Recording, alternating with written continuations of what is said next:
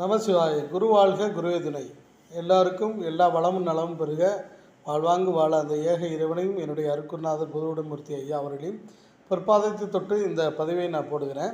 அதாவது நம்மளுடைய காலத்தை கட்டுப்படுத்தக்கூடிய சக்தி யாரிடத்தில் இருக்கிறது அப்படின்னு பார்த்தா, அந்த மகா காளி அப்படின்னு சொல்லக்கூடிய காளியிடமும் கால பைரவர் அப்படின்னு சொல்லக்கூடிய கால பைரவர் இடத்திலும் இருக்கிறது. அப்போ நம்ம கால பைரவர் வழிபாடு அப்படின்றது எப்படி பண்ணலாம் அப்படின்றத பின்னாடி வீடியோவில் பார்ப்போம். இன்றைக்கி எத்தனை பைரவர்கள் இருக்காங்க, அது ஏன் அந்த பேர் வந்துச்சு அப்படின்றத நம்ம இன்றைக்கி பதிவில் பார்ப்போம். அதாவது 8 திசைகளையும் காக்கக்கூடியவர் அப்படின்னு சொல்லுவாங்க.